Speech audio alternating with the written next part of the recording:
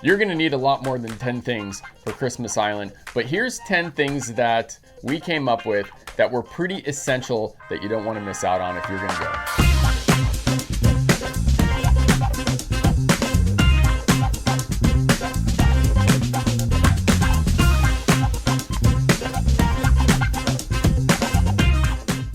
The Patagonia 4 boot was a remarkable boot for Christmas Island. Several of the people from our group recently all had this boot, and we were all overjoyed that we invested in a quality boot. The boot has no wear and tear on it from this recent trip, and so I'm excited about getting in several trips out of this. When I fish the Caribbean, a lot of times I have a closed-toed sandal if I'm doing a lot of skiff fishing, or maybe a neoprene bootie if I'm gonna be out walking a bit. But on Christmas Island, you're walking all day long and it's all just coral, rock. Like, you need something to protect your feet, and this is a great option. Okay, number 2, fishing tights. Now hear me out on this. This one's kind of weird. So I usually wear long pants when I'm in the sun and I'm fishing. And what I learned in 2019, Christmas Island, having long pants that dragged in the water, one, created resistance. You didn't slide nice and smoothly through the water. It also made more noise. And the guides will wear shorts or they'll wear tights, and they walk pretty quick at times. And sometimes it's hard to keep up with them. Other times you're walking really slow. And I just found that the fishing tights were the most comfortable thing to be wearing. Now, I knew I'd look ridiculous wearing fishing tights with shorts over them. And so I figured I might as well go to the extreme, and I just made sure I had some ridiculous shorts on. So one up me, send me your photo of you and your fishing tights and shorts. Okay, but if you're gonna get some ridiculous shorts, be careful of the titles of these because I almost ordered a pair of shorts online. They were like prank shorts that the material, when it gets wet, like dissolves. They're dissolvable shorts, and so you don't want to get the dissolvable shorts, but get some ridiculous shorts, but wear some fishing tights underneath them. You'll be a lot more comfortable on the flats, especially when you're on your feet all day. Number 3 is the Fish Pond lumbar pack. Do you need to have a waterproof pack? Yes. Yes, you do. Because it will rain, it will get wet. Sometimes you have to swim from one little spot to the next. That happened to us this last trip. And so you want something that is submersible. And this pack is the most comfortable and the best for Christmas Island. I love it because it has a neck strap. So if you do have a lot of gear in here, it will take some of the weight off of your hips. This one I've had for several years, and the zipper on it has these teeth. And man, these teeth are brutal. You get like your tippet and leader and stuff like that gets caught in this, and it's just a mess. The new one does not have these teeth. It has a very cool new submersible waterproof enclosure. I have this set up here with a rod holder, and so when I'm looking for GTs, I'm carrying the 11 weight, and then I have the triggerfish rod here if I'm not with my guide. Sometimes the guide was really far away and I wanted to have my second rod with me. This was a great way to hold the second rod. Number 4 is the new Rio GT line that has the Kevlar loop. Loops are great. It's easy to be able to change out leaders, but you need to have a loop that can withstand a powerful fish, and GTs are powerful. The new Rio Elite GT line has a Kevlar loop on the front of it to ensure that you don't lose that fish of a lifetime when it eats your fly. Number 5, 25-pound leaders and tippet. Do not show up to Christmas Island with a bunch of light 8-pound, 10-pound stuff. You might need 12-pound. You definitely need 16-pound and 20-pound. But if you're gonna fish triggerfish, what we found is that 25-pound is perfect. They're actually not that line shy, surprisingly. We thought that because they're a spooky fish that the line would spook them.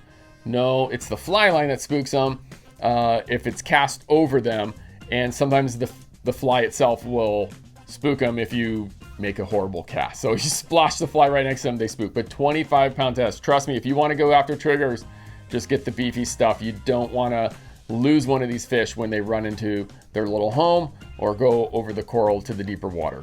Number 6 are low light igniter glasses from Smith. The Smith low light igniter lens is like a yellowish lens. It's great when it's cloudy, overcast, drizzly, and on Christmas Island, you might think that you're going to the equator and it's just gonna be sunny the whole time, but in fact, you end up with some stormy weather, and those are perfect.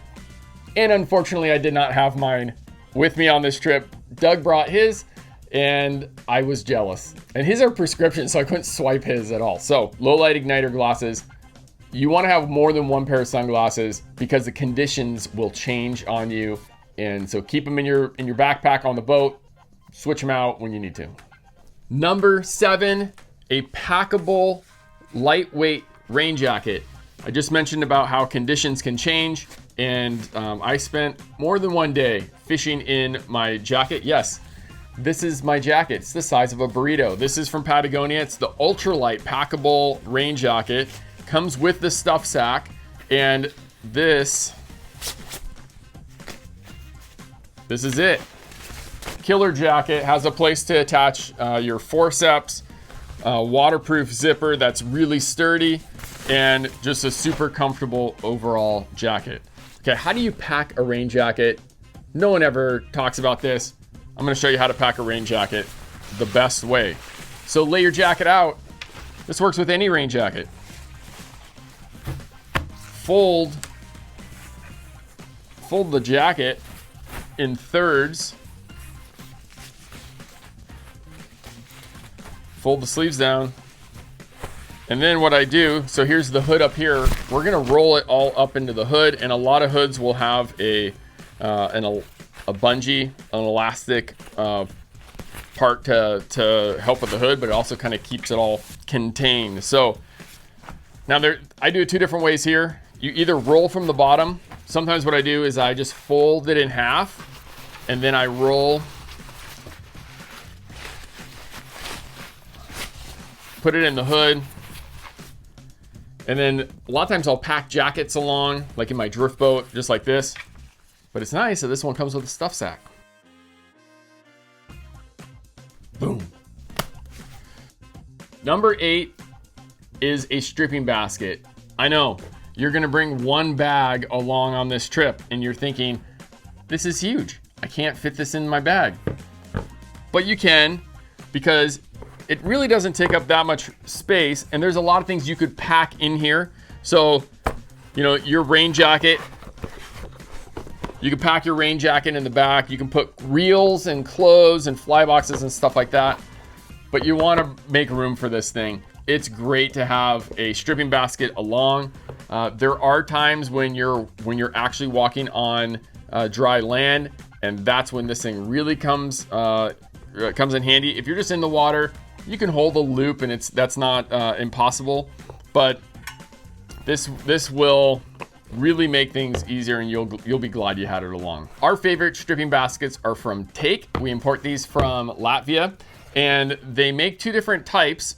This one is it made out of a polymer that's a little bit stiffer, which is perfect for the tropics, because when it warms up, the other one that they make that's nice and soft and pliable gets a little gooey, so it's not designed for the heat. This one is. Number 9 is a power adapter. A lot of the power configurations on the island are set up for Australia. So you'll need either a 2 or 3 prong adapter to be able to plug in all of your different devices and electronics. And some of the plugs that you can buy, we'll put a link in the description down below, even has multiple plugs. So if you only have one, then you're all set.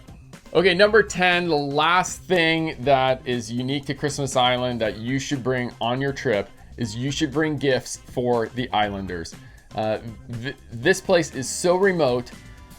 Nothing comes to this island other than basic essentials unless people bring it. So some of the things that we brought that they really appreciated and loved were soccer balls, pencils, notebooks, crayons, Shoes, we brought like 24 pairs of shoes for kids, but they definitely want shoes for women. Art and craft kits for kids as well. Ibuprofen, aspirin. We brought different water toys and little stuffy things for kids that we were just throwing to on the side of the road. And then books in English and books for adults and for kids. It's just really hard to get those type of things. You're putting a lot of effort with your own gear and all you're planning to go on this trip, but they're planning for you to be there too. They're very hospitable people, and it's they really appreciate just a few small thoughtful things that you can just stuff along in a backpack or in your checked luggage. So if you're going to Christmas Island, man, have an incredible trip. If you're looking at going to Christmas Island and looking for a group to go with, we host trips to Christmas Island. We'd love for you to come along with us. Check out the information for all these different items as well as our trip in the description down below. Thanks.